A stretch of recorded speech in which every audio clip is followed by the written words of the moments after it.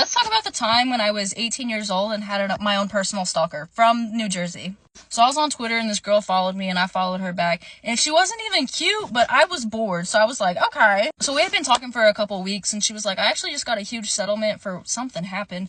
She was like, what would you do if I bought tickets for me and my daughter? Because mind you, she had like a 3-year-old daughter. She's like, for us to come to Dallas. Like, would you see me if I got a hotel? And I was like, yeah, not thinking that she would do it.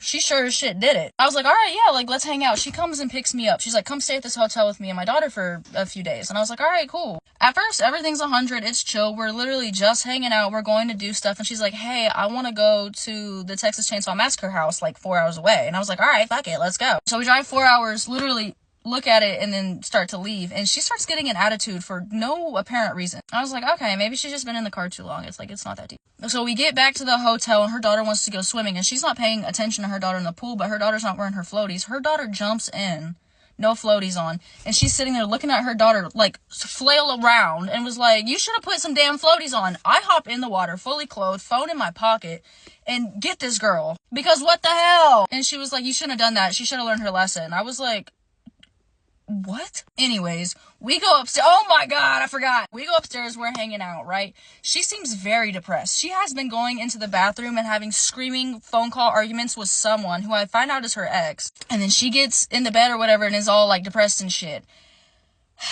I'm about to go into the military, so I was on the phone, like, texting, making plans to do like a going away party. Like, everyone's gonna go to the beach, like, we're all gonna hang out. She turns around, grabs my phone, throws it, and she's like, you're fucking talking to your friends while I'm over here depressed. I was like, girl, I tried to help. I tried to talk to you. You said you didn't want to talk. You said you didn't want nothing. She goes into the bathroom, right?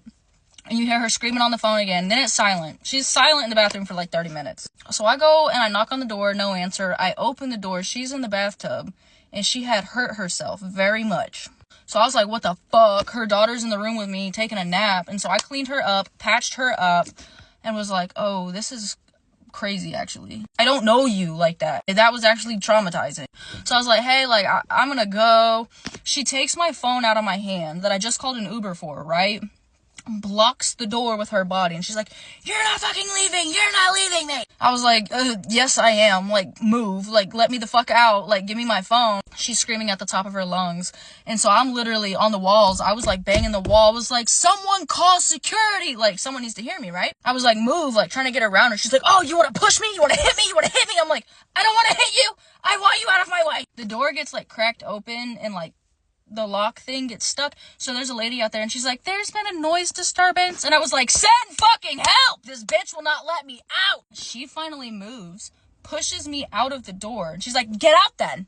I was like, give me my fucking phone. Like, give me my shit back. And she's like, no. And I was like, give me my phone, you fucking weirdo! She throws my phone down on the ground, and I look at her, and I was like, if that fucking shit is broken, you're gonna buy me a new phone, and I'm gonna beat you. I pick up my phone, it's fine, I dip. I was like, fuck that shit. I go downstairs, the police are there. I was like, she's in room XYZ, she just hurt herself very badly, she's acting erratic, and her 3-year-old daughter's in the room, please at least go help her kid. I block her ass. Fuck that, I'm not dealing with that again.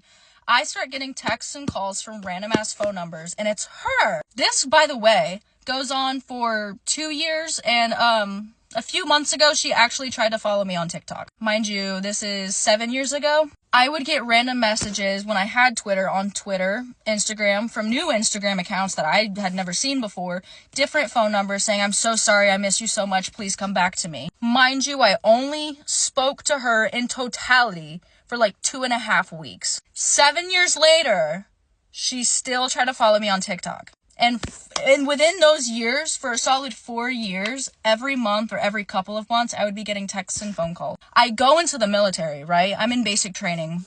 I get a phone call to my mom, and she's like, hey, this girl blank wants your address. Should I give it to you? She said she's your friend. I was like, no, that's the crazy bitch. Do not give her my address. I don't want a letter. No. She's like, damn, okay. But yeah, that was crazy. I'm not even that great.